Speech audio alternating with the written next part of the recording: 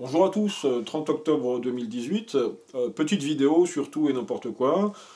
Je réagis encore suite à des commentaires. On laisse entendre que Éric Zemmour, pour parler encore une fois de lui, dit ce qu'il dit parce qu'il est juif, et qu'un goy qui dirait la même chose que lui serait immédiatement condamné. Faux. Faux. Les juifs détestent les goys antisémites, c'est le moins qu'on puisse dire. C'est une obsession chez eux.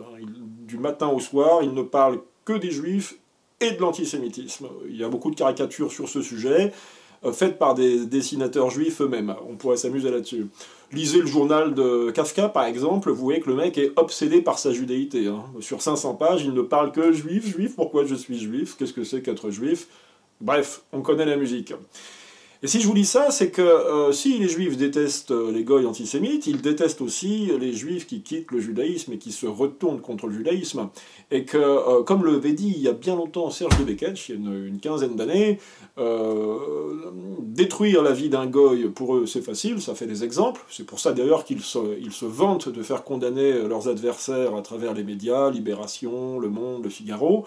Mais faire condamner un ami qui trahit, alors là, pour eux, c'est encore beaucoup mieux. On l'a vu par exemple, je sais pas, avec l'abbé Pierre, c'était en 2002, 2003, 2004, je ne sais plus trop. L'abbé Pierre, qui était copain comme cochon avec Roger Garaudy, un marxiste qui avait osé critiquer la version officielle de la Deuxième Guerre mondiale. Voilà, en clair, il remettait en cause l'existence des chambres à gaz. Donc Éric Zemmour, c'est pareil, si Éric Zemmour franchit les limites du supportable pour eux, ils le feront condamner de la même manière. Simplement, Éric Zemmour n'a pas franchi les limites du supportable, enfin pas encore. Globalement, on connaît ses tendances. Il est un adversaire de la LICRA ne l'apprécie pas trop, les ligues antiracistes qui sont moins proches du judaïsme l'apprécient encore moins. Mais Éric Zemmour ou n'importe quelle autre personnalité d'origine juive peut très bien être poursuivi par la LICRA si la LICRA estime qu'il y a des choses, que la ligne rouge est franchie. Voilà, ça c'est le premier point. Le deuxième point, beaucoup plus important, qui est soulevé par cette même question, c'est la lâcheté des goys. D'après mes souvenirs, Céline, dans Bagatelle pour un massacre, commence son livre, et sur au minimum 250 pages, si mes souvenirs sont bons, par vomir sur les goys. Je crois que sur les 250 premières pages, voire même les 300 premières pages, sur 400, sur 430 je crois, il ne fait que vomir sa haine du goy peureux, lâche, vil, qui rampe au pied de ses maîtres. Donc ce que je dis simplement, c'est que les goys patriotes, les chrétiens patriotes, les Français patriotes, les Européens patriotes, les Blancs patriotes se limitent eux-mêmes dans le droit qui leur est octroyé concernant leur liberté d'expression. Imaginons que la ligne rouge est à 600 mètres, eh bien le patriote français, et globalement l'Européen en général, reste très très en deçà de ce qui lui est permis de faire et de dire. J'en prends pour exemple, je pensais à un livre que j'ai cherché dans ma bibliothèque tout à l'heure, que je ne retrouve pas. Probablement parce que je mets beaucoup de livres à la poubelle. Tous les livres nuls, et Dieu sait s'il y en a beaucoup, je ne les garde pas, je ne les conserve pas, je ne les vends pas, parce que je ne veux pas pourrir la cervelle de quelqu'un d'autre et lui faire dépenser son argent en vain.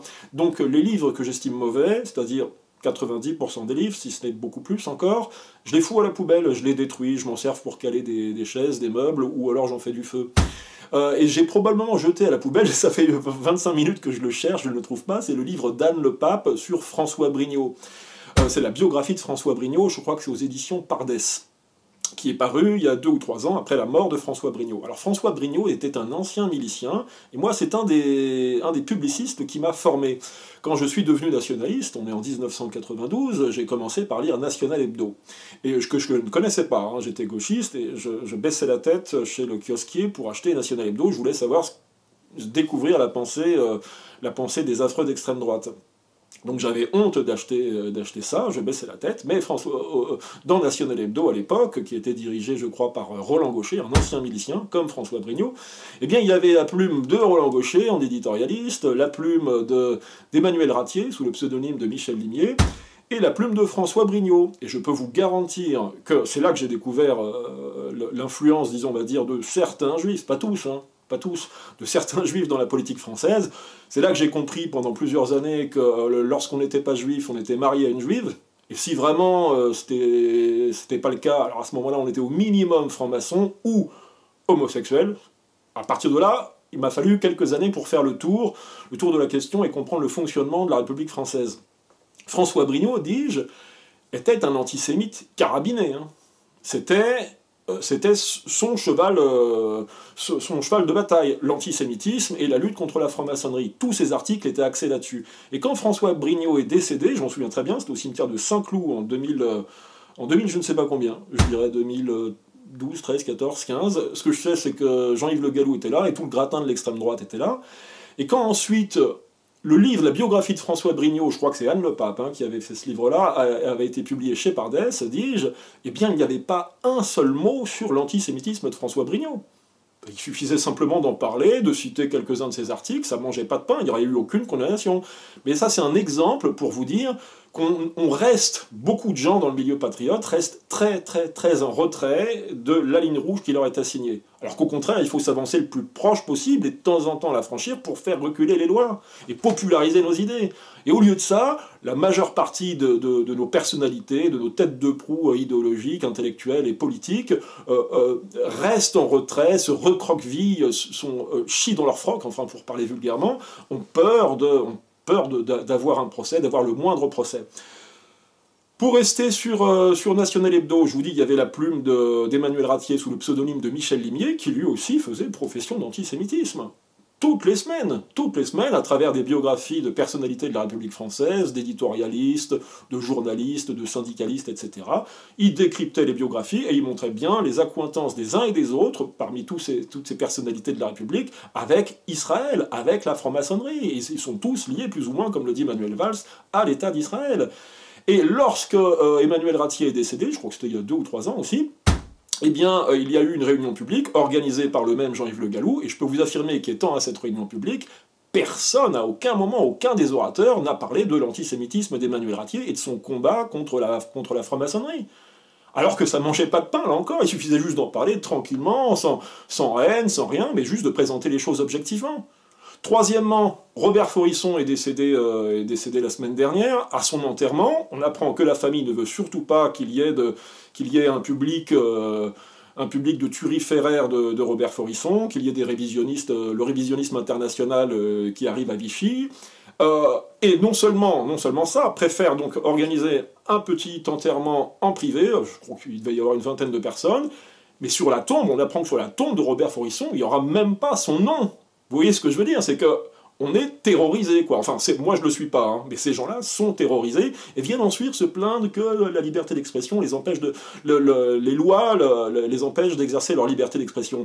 Non, je vous le répète, ce que dit Zemmour, il peut le dire, vous pouvez le dire aussi, n'importe quel goy peut le dire. Voilà, alors ne dites pas, n'accusez pas toujours l'omnipuissance, l'omnipotence de soi-disant des juifs. Vous vous restreignez vous-même parce que vous avez peur de tout, vous avez peur d'avoir un petit procès.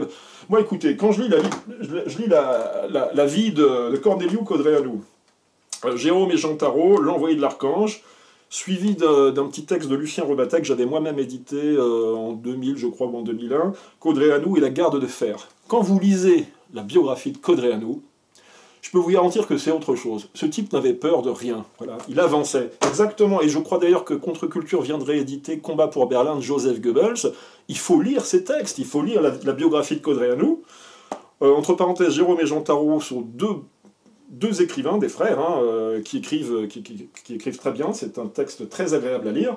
Lisez Combat pour Berlin de Joseph Goebbels, et vous verrez ce que c'est que la politique. C'est pas parce qu'il y a 8 millions de communistes en face de nous qu'on doit s'abstenir d'aller dans leur quartier, de faire nos réunions publiques. S'il faut cartonner, on cartonne. S'il faut qu'il y ait de la perte, il y a des pertes. Mais c'est ça la vie. C'est quoi la vie pour vous? C'est vivre le plus longtemps possible, et puis vous endormir, mourir sur votre lit d'hôpital, entouré par des Antillais très sympathiques au demeurant, qui vous demandent si vous avez fait votre caca. C'est ça la vie pour vous? C'est de crever comme ça, au milieu de millions d'immigrés en plus qui arrivent sur notre territoire. Il y en a 400 000 qui arrivent chez nous chaque année.